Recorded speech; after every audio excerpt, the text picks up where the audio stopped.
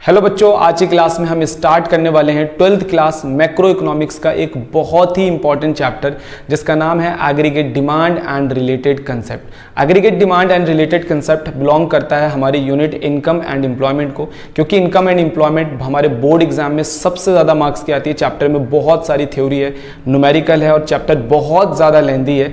इसीलिए इस पूरी यूनिट को फर्दर 3 चैप्टर में डिवाइड कर दिया गया है, जिसमें पहला चैप्टर रहेगा aggregate demand and related concept, उसके बाद रहेगा इन्वेस्टमेंट मल्टीप्लायर और उसके बाद हमारा जो थर्ड चैप्टर रहेगा वो रहेगा excess demand and deficit demand.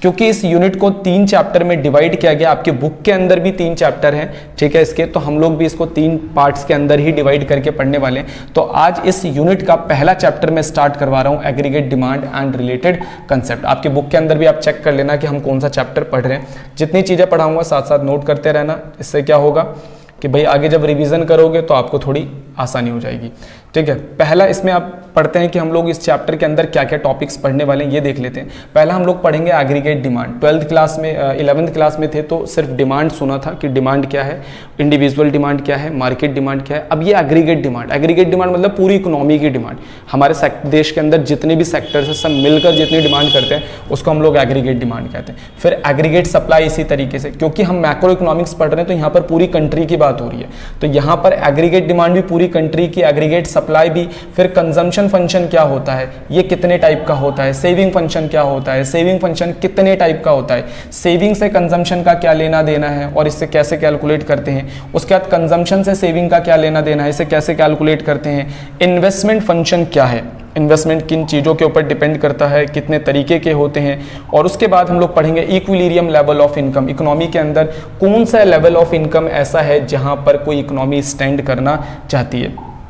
तो यार ये तो इस चैप्टर के टॉपिक्स हो गए कि हमें क्या क्या टॉपिक्स पढ़ने हैं, लेकिन सवाल ये आता है कि ये चैप्टर है क्या, हम इस चैप्टर के अंदर क्या पढ़ने वाले हैं। हम एग्रीगेट डिमांड पढ़ रहे हैं, एग्रीगेट सप्लाई पढ़ रहे हैं, कंजम्पशन पढ़ रहे हैं, ठीक है, इन्वेस्टमेंट कर रहे हैं। ये सारी चीज़ें कहाँ से निकल कर आई, मतलब ये पूरा चैप्टर हमारे को बताना क्या चाहता है। देखो, इस चैप्टर को समझाने से पहले मैं थोड़ा सा इस चैप्टर के बेस पे बात करता हूँ। 1920 के अंदर ना पूरी दुनिया के अंदर एक रिसेशन आया। रिसेशन का मतलब होता है जैसे मंदी आ जाना, जैसे प्रोडक्शन बहुत कम हो जाना, डिमांड बहुत गिर जाना, ठीक है। तो इससे हुआ क्या कि देश, दुनिया के सभी देशों के अंदर, लगभग बड़े बड़े देश भी इसकी चपेट में थे, दुनिया के ज़्यादातर देशों के अंदर फैक्ट्री और कारखाने बंद होने लगे, लोग अनएम्प्लॉयड होने लगे, देश का प्रोडक्शन बहुत ज़्यादा गिरने लगा। दुनिया के ज़्यादातर देशों की जो गवर्नमेंट थी वो बहुत ज़्यादा चिंता में थी, और उस टाइम के जो बड़े बड़े इकोनॉमिस्ट थे वो अपनी थ्योरी देने लग रहे थे अलग अलग कंट्री के कि भाई इस तरीके से काम करो तो ठीक हो सकता है, ऐसे काम करो। तो बहुत सारी थ्योरीज आई भी और इम्प्लीमेंट भी हुई, कुछ काम आई भी, कुछ काम नहीं भी आई। लेकिन उसी टाइम पर ना 1936 के अंदर मार्केट के अंदर ना एक बुक पब्लिश होती है जिसका नाम होता है the general theory of employment, interest and money. और ये बुक पब्लिश करने वाला कौन था, ये भी एक मॉडर्न इकोनॉमिस्ट थे जिनका नाम था जॉन, इनका पूरा नाम बता देता हूँ मैं एक बार आपको पढ़ के। इनका पूरा नाम था जॉन मायनार्ड केन्स, ठीक है। तो इनका पूरा नाम क्या था, जॉन मायनार्ड केन्स, और ये एक ब्रिटिश इकोनॉमिस्ट थे, यानी कि ब्रिटेन के थे। तो इन्होंने एक बुक लिखी और इस बुक के अंदर इन्होंने जो थ्योरीज लिखी, इन्होंने एग्रीगेट डिमांड के बारे में लिखा, इन्होंने एग्रीगेट सप्लाई के बारे में लिखा, इन्होंने कंजम्पशन, इन्वेस्टमेंट, हर एक चीज़ के बारे में डिटेल से लिखा। और इन्होंने बताया कि जो पुराने इकोनॉमिस्ट हैं वो क्या गलतियां कर रहे हैं आज के टाइम पर थ्योरीज लिखने में, और गवर्नमेंट उनको फॉलो करके क्या गलतियां कर रही है। और इनकी जो थ्योरीज थी वो इतनी ज़्यादा कारगर सिद्ध हुई उस टाइम पर, इतनी ज़्यादा कारगर सिद्ध हुई कि बहुत बड़े बड़े देशों ने इनकी थ्योरीज जब अप्लाई करी इन कंजम्पशन के अंदर, प्रोडक्शन के अंदर, इन्वेस्टमेंट के अंदर, तो वो बहुत ज़्यादा उनको कामयाबी मिली। तो इसीलिए इनको कहा जाता है फादर ऑफ मैक्रो इकोनॉमिक्स। तो इन्होंने जो इस बुक के अंदर कुछ थ्योरीज लिखी थी, चाहे वो कंजम्पशन से रिलेटेड था, चाहे वो प्रोडक्शन से रिलेटेड था, aggregate demand, aggregate supply, saving, जिस चीज़ के बारे में भी इन्होंने लिखा, उस बुक के अंदर का एक छोटा सा पोर्शन हमारे को यहाँ पर पढ़ाया जा रहा है, ठीक है। तो ये चैप्टर का हमारा जो बेस था ये है, ठीक है। तो एक बार हम लोग थोड़ा समझते हैं पहले कि ये जो पुराने इकोनॉमिस्ट थे ये केन्स से कैसे अलग थे, ठीक है। केन्स ने क्या नई बातें केन्स लेकर आए कि उनको हम लोगों ने फादर ऑफ मैक्रो इकोनॉमिक्स बना दिया। केन्स की थ्योरी में ऐसी क्या चीजें थी जो क्लासिकल इकोनॉमिक्स से बिल्कुल ज्यादा उनको अलग बनाती थी, और क्यों दुनिया के बहुत बड़े बड़े देशों ने केन्स की थ्योरी को अप्लाई करके अपनी इकोनॉमी के अंदर से रिसेशन को हटाया। तो एक बहुत ही सिंपल सा आउटलुक मैं आप लोगों को यहाँ पे देने वाला हूँ। जो क्लासिकल इकोनॉमिस्ट थे उनका मानना था कि जो हमारी इकोनॉमी है ना वो हमेशा फुल एम्प्लॉयमेंट पे रहता है, फुल एम्प्लॉयमेंट पे। जबकि केन्स ऐसे इकोनॉमिस्ट आए, उन्होंने बोला भाई हमारी इकोनॉमी फुल एम्प्लॉयमेंट पे होती है लेकिन ये अधूरा सच है। हमारी इकोनॉमी फुल एम्प्लॉयमेंट पे तो होती है लेकिन हमारी इकोनॉमी के अंदर एक्सेस डिमांड और डेफिसिट डिमांड जैसी सिचुएशन भी पैदा हो सकती है जो हमारी इकोनॉमी को प्रॉब्लम पहुंचाती है। तो उससे हमें कैसे निपटना है ये भी केन्स ने बताया। उसके बाद हमारे को केन्स ने यहाँ पर बताया because there is the always full employment equilibrium has the government does not interfere. कहता है कि क्लासिकल इकोनॉमिस्ट कहते थे कि मार्केट में ना गवर्नमेंट का कोई काम नहीं है, मार्केट के अंदर गवर्नमेंट का कोई काम नहीं है। अब केन्स यहां पर आए, केन्स ने बोला कि ठीक है मैं मानता हूं मार्केट में कुछ हद तक गवर्नमेंट का काम नहीं है, मार्केट अपने आप को खुद ही एडजस्ट करती है, लेकिन बहुत सारी सिचुएशन ऐसी आती है जैसे एक्सेस डिमांड डेफिसिट डिमांड की सिचुएशन अगर मार्केट में आ गई तो वहां पर गवर्नमेंट को कूद कर अपने खर्चे को बढ़ाकर कम करके या फिर वहां पर गवर्नमेंट को टैक्स को बढ़ाकर कम करके गवर्नमेंट को कुछ ना कुछ ऐसा करना चाहिए ताकि इस सिचुएशन को क्या कर दे, ठीक कर दे। अगर तुम ऊपर वाले के भरोसे बैठे हो तो ऐसे सब कुछ सही नहीं होगा। यहां पर यह बात केन्स ने कही। तो केन्स का मानना था कि गवर्नमेंट का इंटरफेरेंस होना चाहिए मार्केट के अंदर। बात समझ में आती है। This theory assume supply create on demand. जो क्लासिकल इकोनॉमिस्ट थे ना वो सबसे ज्यादा इंपॉर्टेंस ना सप्लाई को देते थे, यानी वो प्रोड्यूसर को बहुत वो देते थे अहमियत कि भाई सप्लाई ही सब कुछ है, यानी मार्केट में सप्लाई ही सब कुछ तय करती है। लेकिन केन्स ऐसे आए, उन्होंने बोला नहीं, बल्कि मार्केट डिमांड के अकॉर्डिंग चलती है, यानी कि डिमांड ही सप्लाई को क्रिएट करने का काम करता है। जो पुराने इकोनॉमिस्ट थे उनका मानना था कि यार जो वेजेस है ना, वेजेस अपने आप फ्लैक्सिबल हो जाता है, यानी टाइम के साथ महंगाई के साथ वेजेस अपने आप बढ़ता और घटता रहता है। लेकिन केन्स का ऐसा मानना था कि नहीं, जब तक पुश नहीं किया जाता गवर्नमेंट की तरफ से, जब तक जोर नहीं लगाया जाता, जब तक कुछ करा नहीं जाता इकोनॉमी के अंदर, तब तक वेजेस अपने आप फ्लेक्सिबल नहीं होती है। तो ये तरीका था किसका, यानी कि जो क्लासिकल और केन्स जो थे, इस तरीके से दोनों में डिफरेंस था। हालांकि ये हमारा सब्जेक्ट इतना ज़्यादा नहीं है, आपको बस इतना याद रखना है कि इस चैप्टर के अंदर हम प्रोडक्शन, कंजम्पशन, सेविंग वगैरह के जितने भी कंसेप्ट पढ़ने वाले हैं वो रिलेटेड है किससे, जॉन मायनार्ड केन्स से। ठीक है, तो आइए हम लोग आगे स्टार्ट करते हैं अब इस चैप्टर को। इस चैप्टर के अंदर जो सबसे पहला टॉपिक रहेगा वो हमारा रहेगा एग्रीगेट डिमांड। भाई एग्रीगेट डिमांड का मतलब क्या, 11th क्लास में पढ़ा था सिर्फ इंडिविजुअल डिमांड। एक बंदा अगर किसी गुड्स और सर्विस की डिमांड करता है एक पर्टिकुलर टाइम में अपनी परचेजिंग पावर के साथ, तो उसे हम लोग इंडिविजुअल डिमांड कहते हैं। हमने फिर मार्केट डिमांड पढ़ा था। मार्केट डिमांड का मतलब होता है किसी एक कमोडिटी की टोटल कितनी डिमांड है मार्केट के अंदर सभी कंज्यूमर के द्वारा। जैसे मान के चलता हूं कि एक टी शर्ट है, उस टी शर्ट के सारे कंज्यूमर मिलकर उस टी शर्ट की कितनी डिमांड करते हैं, उसे हम लोग कहते हैं मार्केट डिमांड। जबकि एग्रीगेट डिमांड कैसे डिफरेंट है, एग्रीगेट डिमांड में हमारे देश के अंदर टोटल 4 सेक्टर है। हाउस होल्ड सेक्टर है, फिर उसके बाद प्रोड्यूसर सेक्टर है, उसके बाद गवर्नमेंट सेक्टर है और उसके बाद rest of the world sector है। चारों सेक्टर मिलकर हमारी इकोनॉमी में टोटल जितनी गुड्स और सर्विसेज डिमांड करने का प्लान करते हैं, यानी जितना डिमांड करने वाले होते हैं, उसको हम लोग क्या कह देते हैं, एग्रीगेट डिमांड। तो एग्रीगेट डिमांड और मार्केट डिमांड में एक डिफरेंस भी है। मार्केट डिमांड जो होता है किसी एक गुड्स के ऊपर होता है, किसी एक गुड्स की टोटल कितनी डिमांड है बाय दी कंज्यूमर, उसे हम लोग कहते हैं मार्केट डिमांड। लेकिन एग्रीगेट डिमांड क्या होता है, total goods and services, total market में कितने गुड्स और सर्विसेज की डिमांड है, इकोनॉमी के अंदर कितनी डिमांड है सभी बायर के द्वारा, यानी कि सभी सेक्टर्स के द्वारा। ठीक है, तो aggregate demand refer to the total demand of final goods and services in the economy. Clear होती है, वो भी सारे सेक्टर्स के द्वारा। तो अभी लिखा भी है कि कितने सेक्टर्स की डिमांड को जोड़कर एग्रीगेट डिमांड बनता है। All this variable represent the plan demand. यहां पर जो डिमांड की बात होती है, कभी भी ना एग्रीगेट डिमांड जो होता है वो प्लान्ड होता है। प्लान का मतलब हम कितना डिमांड करना चाहते हैं, ये एक्चुअल डिमांड नहीं होती है। क्लियर होता है। उसके बाद आ जाते हैं हम लोग component of aggregate demand. Aggregate demand के कितने कंपोनेंट है, एग्रीगेट डिमांड के 4 कंपोनेंट है, CIGX-M। सी का मतलब होता है कि प्राइवेट कंजम्पशन या फिर हाउस होल्ड का जो कंजम्पशन होता है उसके लिए किया गया डिमांड। उसके बाद होता है हमारा प्राइवेट इन्वेस्टमेंट करने के लिए डिमांड, उसके बाद जी का मतलब गवर्नमेंट की डिमांड, और उसके बाद रेस्ट ऑफ द वर्ल्ड की डिमांड। अब ठीक है, अब एक एक करके हम लोग पढ़ लेते हैं। इसलिए एडी का फॉर्मूला होता है सी प्लस आई प्लस जी प्लस एक्स माइनस एम। तो आपको पता होगा हमारा देश 4 सेक्टर से मिलकर बना है, तो इन चारों सेक्टर की डिमांड को जब जोड़ा जाता है तो हमारे देश का एग्रीगेट डिमांड निकलकर सामने आता है। अब आते हैं हम इनके कंपोनेंट को थोड़ा सा एक्सप्लेन करके पढ़ते हैं। 2 बार ये स्लाइड रिपीट हो गई है, ठीक है। तो अब हम इनके कंपोनेंट्स को थोड़ा सा पढ़ लेते हैं डिटेल्स में। तो इस एग्रीगेट डिमांड का जो कंपोनेंट है इसमें सबसे पहला है प्राइवेट कंजम्पशन एक्सपेंडिचर। देखो प्राइवेट कंजम्पशन एक्सपेंडिचर में हाउस होल्ड के डिमांड को लिया जाता है। अब हाउस होल्ड कौन है? हम लोग हैं, आप लोग हैं, हम सब हाउस होल्ड है। डेली बेसिस पे हमारे घरों के अंदर कितनी सारी चीज़ें खरीदी जाती हैं। हम अपने घरों के लिए फर्नीचर खरीदते हैं, अपने घरों के लिए खाने पीने की चीज़ें खरीदते हैं। हम डेली बेसिस पे बहुत सारी चीज़ों की डिमांड करते हैं। तो हाउस होल्ड जितनी भी चीज़ों की डिमांड करता है, हाउस होल्ड जितनी भी चीज़ों की डिमांड करता है उसको हम लोग क्या कह देते हैं? Private consumption expenditure. क्लियर होता है? तो ये भी हमारी एग्रीगेट डिमांड का पार्ट होता है। और हमारी इनकम बढ़ने से प्राइवेट कंजम्पशन एक्सपेंडिचर बढ़ता है और इनकम कम होने से कम हो जाता है।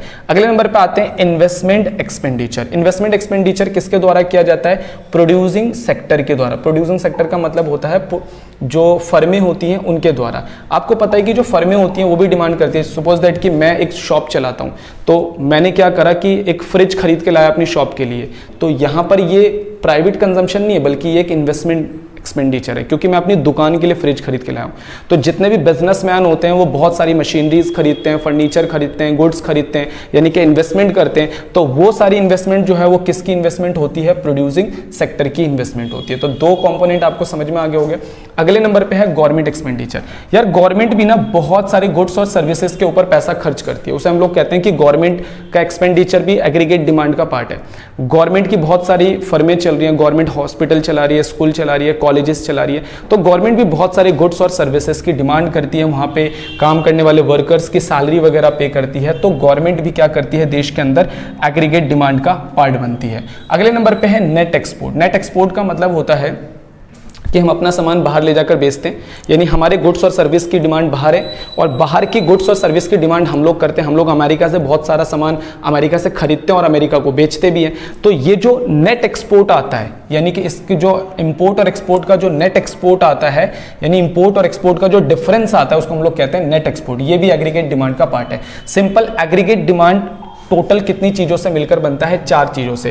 Private consumption expenditure, investment expenditure, government expenditure और नेट एक्सपोर्ट। इसीलिए उसका फॉर्मूला भी आप लोगों ने समझ लिया कि उसके फॉर्मूले के अंदर टोटल कितनी चीजें आती हैं? 4 चीजें।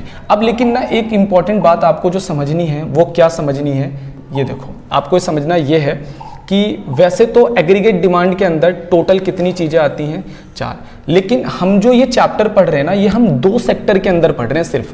तो 2 सेक्टर में सिर्फ आता है कंजम्पशन और आता है इन्वेस्टमेंट। इसके अंदर गवर्नमेंट और ये नहीं आता। तो हम इस पूरे चैप्टर की एक शॉर्ट एनालिसिस कर रहे हैं, शॉर्ट टर्म की एनालिसिस कर रहे हैं। तो आपको इतना याद रखना है कि वैसे तो एडी के फॉर्मूले में 4 चीजें आती हैं, क्योंकि ये चैप्टर हम एक शॉर्ट टर्म में और 2 सेक्टर इकोनॉमी के अंदर पढ़ रहे हैं, तो यहां पर आएगा C प्लस आई। तो आपको इस पूरे चैप्टर में यही फॉर्मूला याद रखना है। एडी का फॉर्मूला होता है C प्लस आई। किसमें? 2 सेक्टर इकोनॉमी, क्योंकि ये पूरा चैप्टर हम किस में पढ़ रहे हैं? 2 सेक्टर इकोनॉमी के अंदर। हाँ, अगर ये पूरा सेक्टर पूरा चैप्टर हम 4 सेक्टर इकोनॉमी में पढ़ रहे होते तो C प्लस आई प्लस जी प्लस एक्स माइनस एम हो जाता है। क्लियर होता है? अब हम समझ लेते हैं एग्रीगेट डिमांड शेड्यूल कैसा बनता है और इसका कर्व कैसा बनता है। सबसे पहले आ जाते हैं हम लोग शेड्यूल पे। देखो ये शेड्यूल जो है ना एक इमेजिनरी शेड्यूल है, यानी कि हमने अपने आप इसे क्रिएट करी है, ठीक है। तो इस शेड्यूल को ध्यान से समझना। यहाँ पर जो कॉलम्स बनाए मैंने, सबसे पहला नेशनल इनकम, या इसे हम लोग इनकम भी बोल सकते हैं। इकोनॉमिक्स के अंदर इनकम को हम लोग वाई से डिनोट करते हैं। फिर है कंजम्पशन, यहाँ पर पूरी इकोनॉमी की कंजम्पशन की बात हो रही है। एग्रीगेट कंजम्पशन की इसे हम सी से डिनोट करते हैं। उसके बाद इन्वेस्टमेंट, एग्रीगेट इन्वेस्टमेंट की बात हो रही है, पूरी इकोनॉमी की इन्वेस्टमेंट आई से डिनोट करते हैं। और उसके बाद है हमारा एडी। एडी का फॉर्मूला है सी प्लस आई, क्योंकि हम 2 सेक्टर के अंदर इस पूरे चैप्टर को पढ़ रहे हैं। सबसे पहले हम लोग आ जाते हैं इनकम पे। ये सारा अमाउंट करोड़ के अंदर है, क्योंकि हम पूरी इकोनॉमी की यहाँ पर बात कर रहे हैं। सबसे पहले चेक करो, जब 0 इनकम होती है तो भी हमारा कंजम्पशन होता है। आप अपने ऊपर इस बात को लेकर देखो कि अगर मान लो आपकी इनकम 0 है तो क्या आप खाना पीना बंद कर दोगे? आपके घर में खाना नहीं बनेगा? ऐसा तो पॉसिबल नहीं है ना। हम क्या करते हैं? उधार ले लेते हैं, कोई सामान बेच देते हैं, या पुरानी सेविंग्स का इस्तेमाल करके खर्च करते हैं। सेम हमारी इकोनॉमी में भी यही होता है। अगर हमारी इकोनॉमी के अंदर इनकम 0 हो जाए, सारे एक दिन के लिए पूरे देश को बंद कर दिया जाए तो ऐसा थोड़ी नहीं घरों के अंदर चूल्हे बंद हो जाएंगे, घर के अंदर खाना बनना बंद हो जाएगा।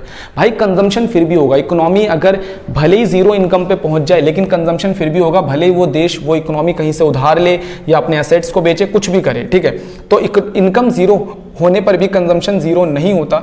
इसको हम लोग कहते हैं ऑटोनोमस कंजम्पशन। इसको डिनोट किया जाता है सी बार से। क्लियर होता है।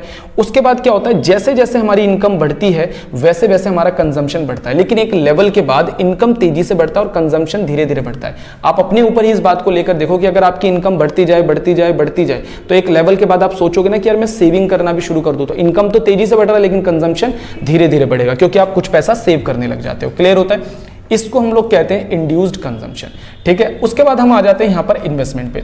अकॉर्डिंग टू केन्स कहते हैं कि शॉर्ट टर्म के अंदर इन्वेस्टमेंट चेंज नहीं हो सकता, बस आपको इतनी बात याद रखनी है। इसलिए इन्वेस्टमेंट हर लेवल पे, इनकम के हर लेवल पर कैसा है, सेम है। क्लियर होता है।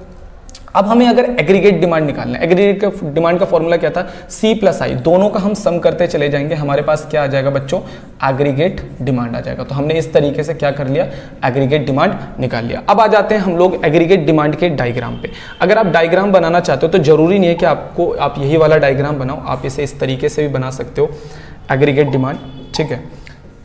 आप इसे शॉर्ट में भी बना सकते हो। यहां पर हम लोग लिख लेंगे इनकम। हमेशा इस पूरे चैप्टर में याद रखना, यहां पर इनकम दिखाना और यहां पर जो भी चीज बना रहे हो, जैसे एग्रीगेट डिमांड बना रहे हो तो एग्रीगेट डिमांड बनाएंगे, ठीक है।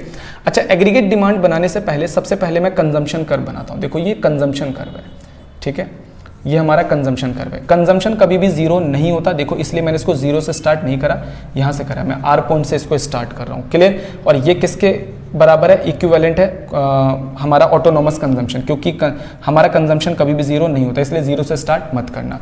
उसके बाद आ जाता है हमारा क्या चीज, इन्वेस्टमेंट। ये क्या होता है, पैरेलल टू एक्स एक्सिस होता है हमारा, इन्वेस्टमेंट हो गया। उसके बाद आ जाता है हमारा एग्रीगेट डिमांड। एग्रीगेट डिमांड सबसे ऊपर होगा, ये I और C का सम होता है, तो इसलिए C + I, ये हमारा क्या हो गया, एग्रीगेट डिमांड। अच्छा, एग्रीगेट डिमांड और इन दोनों के बीच का जो डिफरेंस होता है वो किसके बराबर होता है, I। ये दोनों कभी एक दूसरे को इंटरसेक्ट नहीं कर सकते क्योंकि इनके बीच का गैप क्या है, I है। क्लियर होती है बात, ठीक है। अगर आप एग्रीगेट डिमांड को इस तरीके से, हाँ ये हो गया पूरा डायग्राम, ये आपने समझ लिया कि ये हमारा क्या है, एग्रीगेट डिमांड है। क्लियर होता है। तो एग्रीगेट डिमांड को आप ऐसे भी, इस तरीके से भी डायग्राम को ड्रॉ कर सकते हो, ठीक है। अगर आपको डाटा से बनाना है, अगर आप मान लो डाटा से बनाना चाहते हो तो एग्रीगेट डिमांड को इस तरीके से दिखा सकते हो। यहाँ पर इन्होंने किस तरीके से डायग्राम बनाया समझा देता हूँ। इन्होंने ये डाटा लेकर बनाया हुआ है। देखो ये हमारा क्या है, I, ये इनकम के हर लेवल पर कैसा है, सेम। उसके बाद आ जाते हैं हम लोग कंजम्पशन। देखो ये कंजम्पशन, सॉरी यहाँ पर कंजम्पशन क्या होता जा रहा है, बढ़ता जा रहा है। जैसे जैसे इनकम बढ़ता है कंजम्पशन बढ़ता जाता है। देखो कंजम्पशन जीरो से स्टार्ट नहीं करा, ये किसका है, ऑटोनोमस कंजम्पशन। और इन दोनों को जोड़कर हमारा क्या है, एग्रीगेट डिमांड। देख लेंगे जीरो पर एग्रीगेट डिमांड कितना है, फिर 100 पे, 200 पे, इस तरीके से हमने क्या बना दिया, एग्रीगेट डिमांड। तो आप एग्जाम में चाहो तो एग्रीगेट डिमांड का ये वाला भी डायग्राम बना सकते हो और ये वाला डायग्राम भी बना सकते हो। तो ये हो गया हमारा एग्रीगेट डिमांड। अब एग्रीगेट डिमांड के बारे में यहाँ पर डिमांड के बारे में कुछ बातें लिखी है। जो एडी कर्व है वो पॉजिटिव स्लोप होता है, पॉजिटिव स्लोप कह रहा है, एडी कर्व जो है वो पॉजिटिव स्लोप है। क्यों, क्योंकि इनकम बढ़ेगी तो एग्रीगेट डिमांड बढ़ेगा और इनकम कम होता है तो एग्रीगेट डिमांड भी कम होता है। चेक करो, इनकम बढ़ रही है तो एग्रीगेट डिमांड भी क्या हो रहा है, बढ़ रहा है। AD curve does not originated point with zero, कह रहा है एग्रीगेट डिमांड कभी जीरो से स्टार्ट नहीं होता। एडी कर्व जो है वो कभी जीरो से स्टार्ट नहीं हो सकता। भाई क्यों, क्योंकि वो C + I का सम है, ना तो I जीरो होता है ना C जीरो होता है, तो दोनों को जोड़कर ही तो एग्रीगेट डिमांड बनता है। तो एग्रीगेट डिमांड कभी भी जीरो से स्टार्ट नहीं हो सकता। क्लियर है। Investment curve is straight line parallel to x axis. Investment line क्या है, पैरेलल टू एक्स एक्सिस है। रीजन क्या है, क्योंकि according to Keynes short term के अंदर इन्वेस्टमेंट कैसा रहता है, एक फिक्स लेवल पर रहता है। तो हमने एग्रीगेट डिमांड के बारे में मैंने आपको सारे कंसेप्ट क्लियर कर दिया। एग्रीगेट डिमांड क्या होता है, इसके फैक्टर्स क्या क्या, सॉरी इसके कंपोनेंट्स क्या क्या होते हैं, फॉर्मूला क्या होता है, 2 सेक्टर का फॉर्मूला क्या होता है, इसकी शेड्यूल कैसा होता है, इसका डायग्राम कैसा बनता है, रफ हैंड डायग्राम भी आप इसका बना सकते हो। और इसके अलावा एग्रीगेट डिमांड से जुड़े हुए, इसके कर्व से जुड़े हुए कुछ ऑब्जर्वेशन मैंने आप लोगों को बता दी। आते हैं हम लोग नेक्स्ट टॉपिक के ऊपर। नेक्स्ट टॉपिक हमारा है एग्रीगेट सप्लाई। बहुत ही सिंपल सा टॉपिक है। एग्रीगेट सप्लाई का मतलब क्या होता है, एग्रीगेट सप्लाई का मतलब होता है एक पूरी इकोनॉमी की सप्लाई। 11वीं क्लास में हमने सिर्फ सप्लाई पढ़ा था कि कोई प्रोड्यूसर मार्केट के अंदर जितना भी सप्लाई करता है किसी भी गुड्स या सर्विस के एक पर्टिकुलर टाइम में, उसको हम लोग कहते हैं एग्रीगेट सप्लाई। सेम ऐसे मार्केट सप्लाई भी होता है। मार्केट सप्लाई मतलब किसी पर्टिकुलर गुड्स और सर्विसेज की मार्केट के अंदर कितनी सप्लाई है किसी भी पर्टिकुलर पॉइंट ऑफ टाइम या किसी पीरियड ऑफ टाइम के अंदर, तो उसको हम लोग कह देते थे मार्केट सप्लाई या फिर इंडिविजुअल सप्लाई, वो हमने पढ़ रखा है। अब हम लोग यहाँ पर बात कर रहे हैं एग्रीगेट सप्लाई। एग्रीगेट सप्लाई का मतलब होता है कि हमारी इकोनॉमी के अंदर जितने भी प्रोड्यूसर हैं वो सभी मिलकर कितने गुड्स और सर्विसेज का वैल्यू एडेड कर रहे हैं, यानी कितने गुड्स और सर्विसेज को मार्केट के अंदर प्रोड्यूस कर रहे हैं या फिर उसकी सप्लाई कर रहे हैं, उसको हम लोग क्या कह देते हैं, एग्रीगेट सप्लाई। तो एक चीज आपको जो समझनी होगी, जो एग्रीगेट सप्लाई होती है इकोनॉमी की, एग्रीगेट सप्लाई होती है वो हमारे आउटपुट के बराबर होती है, यानी हमारे देश में वैल्यू एडेड के बराबर होती है। क्लियर? अच्छा, देश के अंदर जितना सामान बनाया जाएगा यानी जितने रुपए का वैल्यू ऐड किया जाएगा इकोनॉमी की, उतनी ही तो इनकम बनेगी। यार मैं कहता हूं कि मैंने अपनी फैक्ट्री के अंदर 500 रुपए का वैल्यू एडेड करा, यानी 500 रुपए का सामान आज बनाया, तो मेरी इनकम कितनी बनी, मेरी इनकम 500 रुपए बनी। तो इकोनॉमी के अंदर जितने रुपए का सप्लाई किसके बराबर होता है, इकोनॉमी के अंदर जितने रुपए का आउटपुट यानी कि आपने वैल्यू एडेड करा, यानी वही किसके बराबर होती है, देश की नेशनल इनकम के बराबर होती है। तो एक बात याद रखना है कि एग्रीगेट सप्लाई हमेशा किसके बराबर होता है, नेशनल इनकम के बराबर होता है। क्लियर? और नेशनल इनकम कैसे आता है, हमारे देश की इनकम कैसे आती है, यह आती है C+S। आप जितना भी पैसा कमाते हो ना, या तो वो खर्च करते हो या फिर आप वो क्या कर लेते हो, बचा लेते हो। ठीक है, तो ये फॉर्मूला याद रखना। इसीलिए हम लोग बोल देते हैं कि AS इक्वल टू क्या हो जाता है, C+S हो जाता है, क्योंकि Y इक्वल टू C+S, तो Y और AS बराबर है, तो हम बोल सकते हैं AS इक्वल टू क्या हो जाता है, C+S। अब आ जाते हैं इसकी डेफिनेशन पे। एग्रीगेट सप्लाई इज द क्या है, money value of total output available in the economy for the purchase during a given period of time. Aggregate supply represent the national income. Aggregate supply national income के बराबर होती है, ये बात मैंने आपको बता दी। ठीक है, अब आ जाते हैं हम लोग इसके कंपोनेंट पे। इसके दो कंपोनेंट है। सबसे पहला इसका जो कंपोनेंट है वो कौन सा है, कंजम्पशन। जितना पैसा हम कमाते हैं, यार एग्रीगेट सप्लाई, जितना सप्लाई करोगे उतनी इनकम बनेगी। और सब इनकम का क्या होता है, इनकम के दो हिस्से हो जाते हैं। इनकम के आपको दो हिस्से हो जाते हैं, जितना पैसा कमाते हो या तो आप खर्च करोगे या सेव करोगे, इसीलिए एग्रीगेट सप्लाई और एग्रीगेट सप्लाई इनकम के बराबर है। तो हम लोग बोलते हैं एग्रीगेट सप्लाई के भी दो कंपोनेंट है, कंजम्पशन और सेविंग, इसलिए इसका फॉर्मूला है C+S। क्लियर? अब आ जाते हैं हम लोग इसका शेड्यूल समझ लेते हैं। एग्रीगेट सप्लाई का शेड्यूल अगर एग्जाम के अंदर आए तो आप कैसे, एक इमेजिनरी शेड्यूल क्रिएट करना, वही लेवल ऑफ इनकम, वही हमने पुराना शेड्यूल उठा लिया, इमेजिनरी है। पहले 0 था, 50 करोड़, 100, 200, 300, 400 करोड़। फिर कंजम्पशन उठा लिया, क्योंकि जीरो लेवल पर भी हमारा कंजम्पशन जो होता है वो जीरो नहीं होता है। आपने कंजम्पशन को देखो, याद करने का तरीका ये है कि आप कंजम्पशन में 4 स्टेज दे देना। ये पहला स्टेज है, ठीक है, जहां पर इनकम जीरो और कंजम्पशन हमारा है, तो इसे हम लोग ऑटोनोमस कंजम्पशन कहते हैं। एक स्टेज ये देना, यहां पर क्या है कि इनकम ज्यादा है, सॉरी यहां पर इनकम कम है और कंजम्पशन ज्यादा है। एक स्टेज देना जहां पर इनकम कंजम्पशन बराबर है, और उसके बाद हमारा ये वाला स्टेज आता है। इस स्टेज में क्या है कि हमारा कंजम्पशन कम है और हमारी इनकम ज्यादा है। तो आप ये 4 स्टेज देकर आप बना सकते हो। पहला, जहां पर इनकम जीरो होती है और कंजम्पशन पॉजिटिव होता है, ऑटोनोमस कंजम्पशन। दूसरा, जहां पर इनकम कम और कंजम्पशन ज्यादा है। तीसरा, जहां इनकम कंजम्पशन बराबर है, इसे हम लोग ब्रेक इवन पॉइंट भी कहते हैं, ब्रेक इवन पॉइंट। उसके बाद जो है इनकम ज्यादा है और कंजम्पशन कम है। अगर आपको सेविंग निकालना है तो कैसे, देखो 0 रुपए कमाए, 50 रुपए खर्च करे, बचने की जगह उल्टा जो बचा हुआ है वही पैसा निकल रहा है, तो इसे कहते हैं डिस सेविंग। डिस सेविंग का मतलब होता है कि नेगेटिव में सेविंग जा रही है। 50 रुपए कमाए, 75 रुपए इकोनॉमी में खर्च हो गए, तो ये नेगेटिव सेविंग है। 100 रुपए कमाए, 100 के 100 खर्च हो गए, 0 रुपए की सेविंग। 200 कमाए और 150 खर्च हो गए, 50 रुपए की। इस तरीके से हम लोग देखो, इतना कमाया इतना खर्च करा, यानी कि Y - C करके आप लोग सेविंग यहां पर निकाल सकते हो। क्लियर होता है? अगर आप देखोगे तो सेविंग के कितने स्टेज है, सेविंग के 3 स्टेज है। सेविंग नेगेटिव हो सकता है, सेविंग जीरो हो सकता है और सेविंग पॉजिटिव भी हो सकता है। ठीक है, अब हम आ जाते हैं AS। AS का फॉर्मूला क्या है, C+Y। अगर आप इन सब का सम करते चले जाओ, इनका सम करते चले जाओ, तो आपको क्या नंबर्स मिल रहे हैं, ये नंबर्स मिल रहे हैं। जैसे +50 - 50, ये आ गया 0, 75 और यहाँ माइनस हो गया 25, तो 50 आ गया। अगर आप लास्ट में चेक करोगे तो ये जो AS है ये किसके बराबर आ रहा है, Y के बराबर आ रहा है। इससे पता चलता है कि AS और Y हमेशा कैसे होते हैं, बराबर। अब आ जाते हैं हम लोग इसके डायग्राम पे। अगर आपको ये डायग्राम बनाने का मत नहीं है तो आप AS का डायग्राम कैसे बना सकते हो, थोड़ा समझना। AS कर्व जो होता है वो एक पॉजिटिव स्लोप वाला 45 डिग्री का कर्व होता है। ठीक है, इस तरीके से 45 डिग्री का कर्व होता है। अभी 45 डिग्री का कर्व क्यों होता है, तो एग्रीगेट सप्लाई 45 डिग्री का एक पॉजिटिव स्लोप वाला कर्व होता है। रीजन ये है क्योंकि इनकम बढ़ती है तो एग्रीगेट सप्लाई बढ़ता है। और ये 45 डिग्री का क्यों है, बिल्कुल इक्वल क्यों है, यानी एक्स एक्सिस और वाई एक्सिस को दो बराबर पार्ट्स में डिवाइड क्यों कर देता है, क्योंकि मान के चलो अगर मेरा नेशनल इनकम 10 करोड़ बढ़ा तो एग्रीगेट सप्लाई भी कितना हुआ होगा, 10 करोड़। अगर मान लो ये 20 करोड़ हुआ तो ये भी कितना हुआ होगा, 20 करोड़ हुआ होगा, ठीक है। अगर मान लो ये 30 करोड़ हुआ तो ये भी कितना हुआ होगा, 30 करोड़। इसीलिए ये लाइन बिल्कुल सीधी चली जाती है, क्योंकि एग्रीगेट सप्लाई और देश की नेशनल इनकम बराबर होती है, इनका रेशो बराबर होता है, इसलिए इसका जो कर्व है बिल्कुल ये सीधा स्ट्रेट में जाता है। बाकी इसके अलावा यहाँ पर और भी कर्व बने, जैसे कि सेविंग कर्व बना है। सेविंग देखो नेगेटिव, पहले सेविंग क्या होता है, नेगेटिव होता है, ठीक है, चेक भी कर सकते हो। सेविंग पहले नेगेटिव होता है, उसके बाद सेविंग जीरो होता है। यहाँ पे सेविंग कैसा है, जीरो, और यहाँ से सेविंग जैसे जा रहा है तो यहाँ पर क्या हो गया, पॉजिटिव। ये जो एरिया ये सेविंग किसको दिखा रहा है, पॉजिटिव। हालांकि अभी सेविंग वाले में हम दोबारा समझेंगे, इसको इतना नहीं समझना, यहाँ पर बस मेरे को आपको एग्रीगेट सप्लाई समझाना था। क्लियर होता है, आप एग्रीगेट सप्लाई अगर ये समझ में आता है तो ठीक है, नहीं तो आप ये वाला जो मैंने डायग्राम बनाया, आप ये डायग्राम भी एग्जाम के अंदर बना सकते हो, ठीक है, इतना ज़्यादा लोड नहीं लेना है। उसके बाद आ जाते हैं एग्रीगेट सप्लाई के बारे में। इन्होंने कुछ ऑब्जर्वेशन करी हुई है कि भाई एक पॉजिटिव स्लोप होता है, 45 डिग्री का होता है, इनकम और एग्रीगेट सप्लाई में बिल्कुल पॉजिटिव स्लोप वाला का रिलेशन होता है, तो यही बात यहाँ पे लिखी गई है। क्लियर। अब आ जाते हैं हम लोग एक नया टॉपिक, दो टॉपिक हम लोग इस चैप्टर के अंदर कवर कर चुके हैं। एग्रीगेट सप्लाई हम लोगों ने कवर कर लिया और एग्रीगेट डिमांड हम लोगों ने कवर कर लिया है।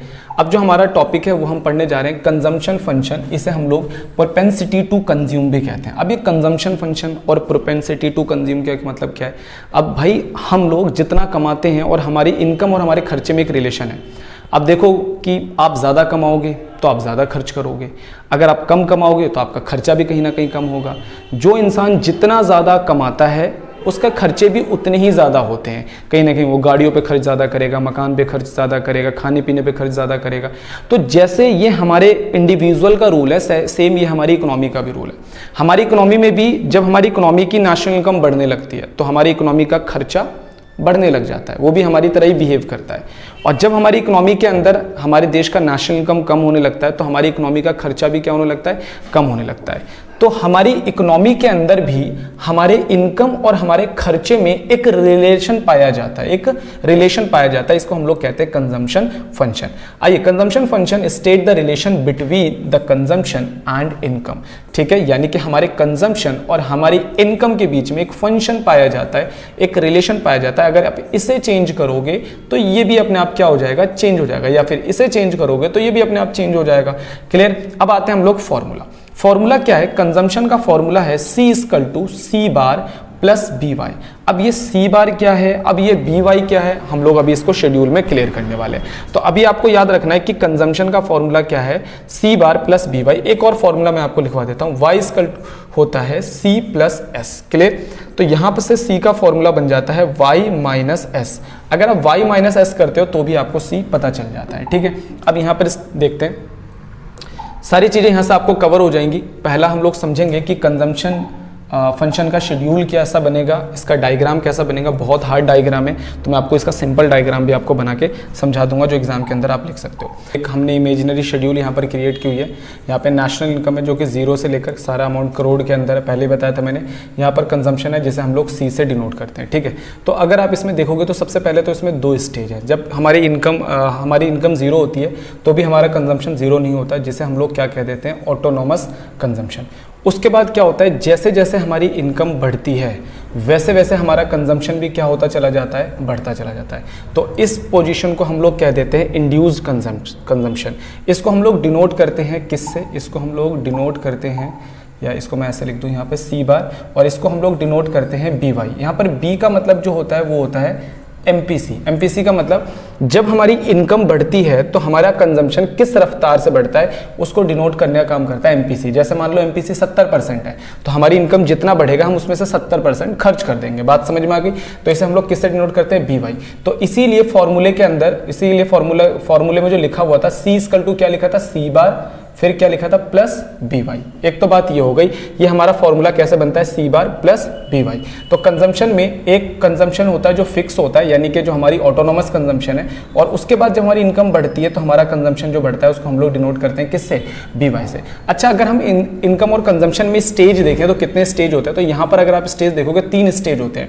पहला स्टेज जो होता है, ये जो पहला स्टेज है, यहाँ पर हमारी इनकम कम है और हमारा कंजम्पशन ज़्यादा है। उसके बाद जो हमारे दूसरा स्टेज है, ये जो दूसरा स्टेज है, यहाँ पर हमारी इनकम और कंजम्पशन बराबर है, तो इसको हम लोग ब्रेक इवन पॉइंट भी कहते हैं। उसके बाद जो तीसरा स्टेज है, यहाँ पर हमारी इनकम कैसी है, ज़्यादा है, और हमारा कंजम्पशन कैसा है, हमारा कम है। तो ये वाली सिचुएशन है। बात समझ में आ गई? तो मैंने स्टेज भी आपको बता दी और फॉर्मूला कैसे बनता है सी बार प्लस बी वाई वो भी बता दिया। अगर एग्जाम के अंदर हमारा डायग्राम आता है तो आपको जरूरी नहीं है कि आप ऐसा डायग्राम बनाओ, आप इस तरीके से भी डायग्राम को शो कर सकते हो। ठीक है, ज़रा समझने की थोड़ा सा कोशिश करना। ये हम लोगों ने डायग्राम बनाया, ठीक है, y 0, ठीक है। हमारा कंजम्पशन कहाँ से स्टार्ट होता है, c, यानी कि ये कभी 0 से स्टार्ट तो होता नहीं है, तो ये हम लोग क्या है हमारा c बार, यहाँ पर इनकम दिखा देंगे, यहाँ पर हम लोग कंजम्पशन दिखा देंगे। तो c इक्वल टू क्या होता है, c बार प्लस बी वाई। ठीक है, आपको तो सिर्फ इतना ही बनाना है, लेकिन मैं आपको थोड़ा सा इस डायग्राम को और एक्सप्लेन करने के लिए बस समझा रहा हूँ। अगर एग्जाम में कंजम्पशन करवाएगा तो सिर्फ इतना ही बनाना है आपको, ठीक है। अगर मैं इसको और एक्सप्लेन करूँ तो ये जो सिचुएशन है, ठीक है, ये जो सिचुएशन है, ये हमारा क्या डिनोट कर रहा है, ये वाला एरिया हमारा किसको दिखाता है, ये दिखाता है हमारा सी बार को। क्लियर हो गया? और उसके बाद जो ये वाला एरिया है, ये वाला जो एरिया है, ये हमारा किसको दिखाता है कि जब हमारी इनकम बढ़ती है तो हमारा कंजम्पशन कितना बढ़ता है, यानी कि ये हमारा बी वाई। तो इसीलिए कंजम्पशन का फॉर्मूला है सी बार, इसमें हम लोग प्लस कर देते हैं बी वाई। इसका मतलब ये जो कंजम्पशन कर्व का स्लोप होता है ना, ये जो कंजम्पशन कर्व का स्लोप कई बार एग्जाम में पूछा गया है, ये जो कंजम्पशन कर्व का स्लोप है ये किसके बराबर होता है, ये होता है हमारा बी वाई के बराबर। बात समझ में आ गई? यानी ये जो कंजम्पशन कर्व का स्लोप है ये एमपीसी की वजह से आता है। किसकी वजह से आता है? एमपीसी। तो एग्जाम में आएगा तो आप तो सिर्फ नॉर्मल कंजम्पशन कर्व बनाना, ये मैंने आपको समझाने के लिए बताया कि ये जो कंजम्पशन कर्व है ये कैसे आता है। ऑटोनोमस कंजम्पशन प्लस बीवाई करते हैं तो हमारा ये आ जाता है। क्लियर होता है? तो ठीक है, अब इसके बारे में यहाँ पर कुछ बातें लिखी गई हैं, थोड़ा सा आप लोग समझना। सबसे पहले इसकी ऑब्जर्वेशन करी गई है, इस डायग्राम की ऑब्जर्वेशन समझेंगे क्या क्या लिखा है। The consumption curve start from the positive. Consumption curve कभी भी पॉजिटिव पॉइंट से स्टार्ट होता है, जैसे कि मैंने यहाँ पर आपको दिखाया था, और इन्होंने इस पॉइंट का नाम दे दिया होगा, यहाँ पर सिंपल आर पॉइंट दे दिया होगा, जो भी नाम दे दिया होगा इन्होंने। ठीक है, तो आपको ये वाला कर्व बनाने की जरूरत नहीं, आप इससे बना सकते हो। ठीक है, कंजम्पशन कर्व कभी भी जीरो से स्टार्ट नहीं होता। इसके पीछे का रीजन ये है कि हमें ऑटोनोमस कंजम्पशन करना है अगर हमें जिंदा रहना है तो। कंजम्पशन कर्व का स्लोप कैसा होता है? अपवर्ड, क्योंकि इनकम हमारी बढ़ती है तो कंजम्पशन भी हमारा क्या होता है? बढ़ता चला जाता है, ये अपवर्ड स्लोप होता है। Rising slope of consumption curve किसके बराबर होता है? अभी भी मैंने बताया एमपीसी के बराबर होता है। जो इसका राइजिंग स्लोप होता है वो किसके बराबर होता है? एमपीसी के बराबर। इसका जो स्लोप है ये एमपीसी के बराबर होता है। तीन बातें कंजम्पशन कर्व में याद रखना है। इसका स्लोप कैसा होता है? ये कभी जीरो से स्टार्ट नहीं होता है, और इसका जो स्लोप होता है वो एमपीसी के बराबर होता है। ठीक है, तो कंजम्पशन के बारे में मैंने आपको सारी बातें बता दी। अगर नोट नहीं करा तो आप इसे नोट भी कर सकते हो। ठीक है, उसके बाद आ जाते हैं हम लोग कंजम्पशन कितने तरीके का होता है। ये जो बच्चों अब हम समझने वाले हैं types of propensity to consume, यानी कि जो हमारा कंजम्पशन फंक्शन होता है कितने टाइप का होता है। कंजम्पशन फंक्शन दो तरीके का होता है, एक होता है हमारा एवरेज प्रोपेंसिटी टू कंज्यूम और एक होता है हमारा मार्जिनल प्रोपेंसिटी टू कंज्यूम। अब हम एपीसी और एमपीसी के बारे में पढ़ेंगे। एपीसी एमपीसी के बारे में कई बार डिफरेंस आ जाता है, इनके डायग्राम के बारे में पूछा जाता है, शेड्यूल के बारे में पूछा जाता है, डेफिनेशन, फॉर्मूला, और फिर न्यूमेरिकल्स में तो इनका यूज होता ही होता है। तो सबसे पहले हम लोग स्टार्ट कर रहे हैं एपीसी। एपीसी बहुत ही सिंपल सी बात कहता है कि अगर मेरी इनकम है और कंजम्पशन है, ठीक है, मेरी इनकम है मान लो 10,000 और मैं इसमें से खर्च कर देता हूं कितना?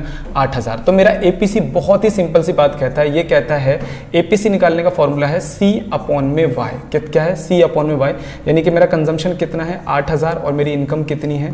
10,000। तो ये निकल गया। ठीक है, तो ये कितना निकल जाएगा? 4:5। इसका मतलब ये है कि जब मैं 5 रुपए कमाता हूं तो 4 रुपए खर्च कर देता हूं। सेम अगर हम यही इकोनॉमी पे ले ले, हमारी इकोनॉमी की इनकम है 10,000 करोड़, खर्चा कितना है? 8,000 करोड़। तो हमारी इकोनॉमी का मतलब हमारी इकोनॉमी के अंदर जब 5 रुपए की कमाई होती है तो उसमें से 4 रुपए क्या हो जाते हैं? खर्च हो जाते हैं। क्लियर? इसी को हम लोग एपीसी कहते हैं। एपीसी क्या होता है? APC is the relation between the income and consumption. तो सबसे पहले ये इसकी डेफिनेशन है। उसके बाद आ जाते हैं हम लोग इसके फॉर्मूले पे। फॉर्मूला क्या है? C अपॉन में Y, ये इसका फॉर्मूला होता है। अब इसका डायग्राम और एक बार हम लोग इसके शेड्यूल को समझ लेते हैं। डायग्राम और शेड्यूल को ऐसे समझना ये हमारा वही इमेजिनरी शेड्यूल है, ये इनकम है और ये हमारा कंजम्पशन। एपीसी निकालना है सी अपॉन में वाई। ये देखो सी कितना हमारा 50 बाय 0 कितना आ जाएगा इन्फिनिटी, किसी भी नंबर के नीचे इन्फिनिटी आता है। उसके बाद 75 डिवाइड बाय 50 कितना 1.5। उसके बाद 100 बाय 100 कितना आ गया 1।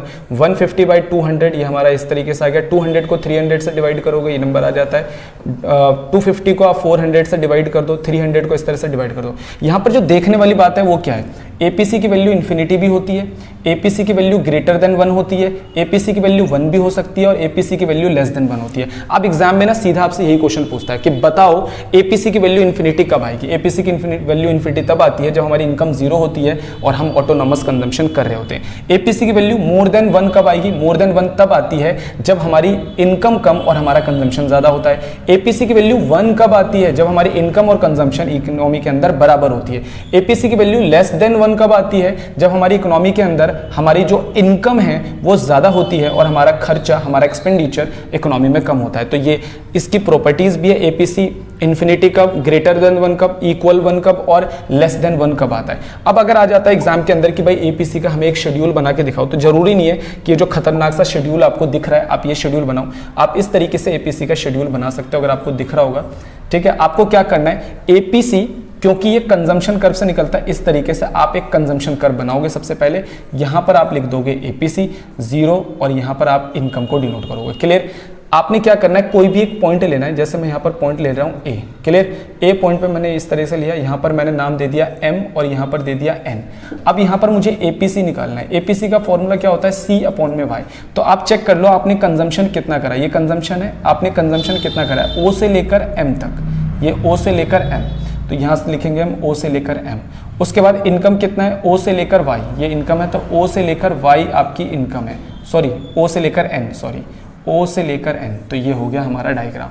तो आप चाहो तो इस तरीके से डायग्राम बना सकते हो, जरूरी नहीं है कि आपको डायग्राम ऐसे बनाकर दिखाना है, आप सिर्फ कंजम्पशन को दिखा के अपना डायग्राम बना सकते हो। तो इसकी जगह आप चाहो तो इस डायग्राम को रिप्लेस कर सकते हो। ठीक है, तो हमारे कंजम्पशन फंक्शन के अंदर दो चीजें हमने पढ़ लिया कि एपीसी का मतलब क्या है, ये इसकी प्रॉपर्टीज भी है। APC equal to 1, less than 1, more than 1 कब कब आता है, ये सारी चीजें लिखी हुई है यहाँ पे। ठीक है, उसके बाद आ जाते हैं हम लोग marginal propensity to consume. MPC का मतलब क्या होता है। एमपीसी बहुत सीधी सी बात कहता है कि जब हमारी इनकम चेंज होती है तो हमारे खर्चे में चेंज होता है। यार मैं ही हूँ, अगर मेरी इनकम 10,000 है और 10,000 से अचानक 12,000 या 15,000 हो जाए तो कहीं ना कहीं मेरे खर्चे में भी तो चेंज आएगा, मेरा खर्चा भी तो कुछ ना कुछ बढ़ेगा। तो इकोनॉमी के अंदर हम, क्योंकि पूरी इकोनॉमी की बात कर रहे हैं, तो हमारी इकोनॉमी के अंदर हमारी इकोनॉमी की इनकम चेंज होने से हमारी इकोनॉमी के खर्चे में कितना चेंज आता है उसको हम लोग क्या कहते हैं, एमपीसी। बहुत सीधी सी बात है, जो चीज़ हमारे ऊपर अप्लाई होती है ना यार, वही चीज़ हमारी इकोनॉमी के ऊपर भी अप्लाई होता है। जैसे इनकम है और यहाँ पर क्या है, कंजम्पशन। इकोनॉमी की इनकम मान लो 10,000 था, अब कितना हो गया, 15,000 करोड़ हो गया। इकोनॉमी का जो खर्चा था पहले 8,000 था, अब कितना हो गया, 10,000 हो गया। अब यहाँ पर हमारे को एमपीसी निकालना है। क्या निकालना है, एमपीसी। एमपीसी का सीधा सा फॉर्मूला है, डेल्टा सी को डेल्टा वाई से डिवाइड करो। अब डेल्टा सी कितना चेंज आ रहा है यहाँ पर चेक करो, यहाँ पर चेंज कितना आ रहा है, 2,000 का, ये आ गया डेल्टा सी। और इनकम में कितना चेंज आ रहा है, 5,000 का, ये हो गया डेल्टा वाई। तो यानी यहाँ पर आ गया हमारा 2:5। यानी कि इकोनॉमी में जब 5 रुपए की इनकम बढ़ती है ना, तो उसमें से 2 रुपए की इनकम क्या हो जाती है, खर्च हो जाती है। इसी को हम लोग एमपीसी कहते हैं। तो एमपीसी क्या है, ये एक रेशो है किसका, change in consumption expenditure to change in income over a period of time. Income के चेंज होने से कंजम्पशन में जो चेंज आता है उनके बीच का रेशो क्या कहलाता है, हमारा एमपीसी कहलाता है। क्लियर हो गया। इसका फॉर्मूला क्या रहेगा, एमपीसी का फॉर्मूला होता है delta C upon delta Y. Delta C मतलब चेंज इन कंजम्पशन और डेल्टा वाई मतलब चेंज इन इनकम। आप सिंपल ऐसे लिख सकते हो, MPC equal to delta C upon delta Y. अब इसका शेड्यूल समझ लेते हैं हम लोग, एमपीसी का शेड्यूल कैसा बनता है। अगर शेड्यूल आ जाता है एग्जाम के अंदर, सिंपल वही इनकम हमने उठा लिया, वही कंजम्पशन उठा लिया। अब देखो डेल्टा सी निकालना पड़ेगा। डेल्टा सी कैसे, पहले इससे ऊपर का नंबर हमें नहीं पता, डैश लगाएंगे।